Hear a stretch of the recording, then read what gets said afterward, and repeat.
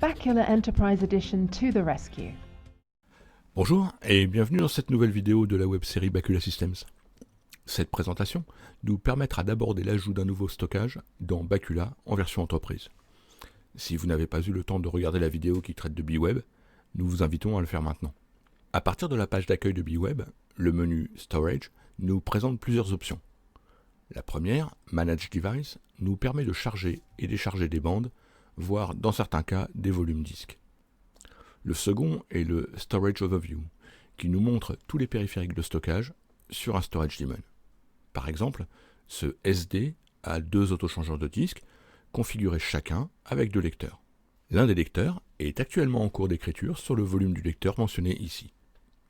Le volume est un fichier posé sur un file system que nous trouvons dans le répertoire identifié dans le Archive Device. Pour ajouter un nouveau stockage, nous allons maintenant aller dans la zone de configuration en cliquant sur le menu Configuration, puis Configure Bacula. À partir de là, le moyen le plus simple pour ajouter un nouvel autochangeur virtuel est d'utiliser l'assistant de configuration « Ajouter un nouveau stockage ». La première fenêtre nous donne 3 choix. Nous pouvons ajouter un nouveau stockage à un storage daemon existant, ajouter un nouveau storage daemon et les périphériques associés, ou simplement définir les ressources nécessaires au director pour accéder à un storage daemon distant. Dans cette présentation, nous ajoutons simplement un stockage à un storage daemon existant. Cet assistant permet de définir de nombreuses ressources de stockage, dont les autochangeurs de disques standards, sans des duplications, des stockages dans le cloud pour écrire directement vers S3, Azure ou d'autres fournisseurs de cloud, des stockages déduplicants ou encore des périphériques pour des configurations simples. Nous allons ajouter un stockage pour mettre en œuvre le module Global Endpoint Deduplication. BWeb est en mesure de copier les informations de connexion d'un périphérique existant, ce que nous utilisons avant de poursuivre. En premier lieu, il convient de choisir le nombre de lecteurs mis en jeu dans ce nouvel autochangeur.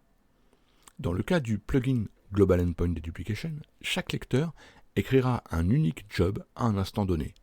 Ce nombre de lecteurs doit donc correspondre au nombre de jobs concurrents que nous prévoyons dans le fonctionnement de notre stockage. Il est pertinent de disposer de lecteurs supplémentaires pour être en mesure de faire des restaurations dans le cas où tous les autres lecteurs seraient en cours d'utilisation dans les travaux de sauvegarde. Le module Global Endpoint Deduplication requiert quelques paramétrages supplémentaires. Le texte surligné explique dans chaque cas à quoi correspond chaque répertoire. N'hésitez pas à contacter le support ou à vous référer à la documentation du plugin GED pour des informations plus précises. Maintenant, nous devons indiquer où les données vont être stockées. Dans le terminal, ici, nous pouvons voir le nouveau volume LVM qui a été ajouté comme réceptacle pour les sauvegardes. Dans le répertoire surligné, nous avons créé 3 répertoires pour chacun des composants du module GED.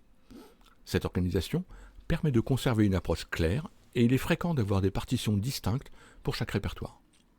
Nous pouvons copier ces informations directement dans BWeb pour procéder à la configuration du stockage. Dans le cas d'un stockage non déduplicant, seul le répertoire archive serait nécessaire.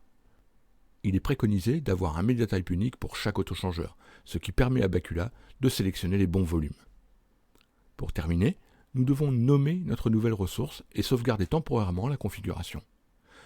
Nous voyons ici toutes les ressources qui doivent être créées. La plupart côté Storage Daemon, mais également côté Director pour qu'elles soient exploitables. Toutes les nouvelles configurations ainsi créées sont stockées dans un répertoire temporaire de Bacula, ce qui permet leur contrôle avant de les propager en production. À partir d'ici, cliquez sur Commit et Reload appliquera nos modifications en production. Notez que dans le cas du Storage Daemon, il est impératif de procéder à un redémarrage, ce qui provoquera l'interruption brutale de tous les jobs qui sont en cours. Regardons maintenant ce que donne notre nouvel autochangeur. En voici l'aperçu avec ses 12 nouveaux lecteurs. En cliquant sur chaque device, nous obtenons son chemin et MediaType, ce que nous avons spécifié dans la configuration.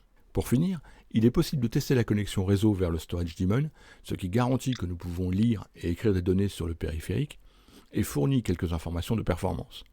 Voilà qui clôt notre présentation d'ajout d'un stockage déduplicant avec BWeb dans la version entreprise de Bacula. Comme toujours, si vous voulez tester cette version entreprise, rendez-vous sur www.baculasystems.com/fr et cliquez sur Version d'essai.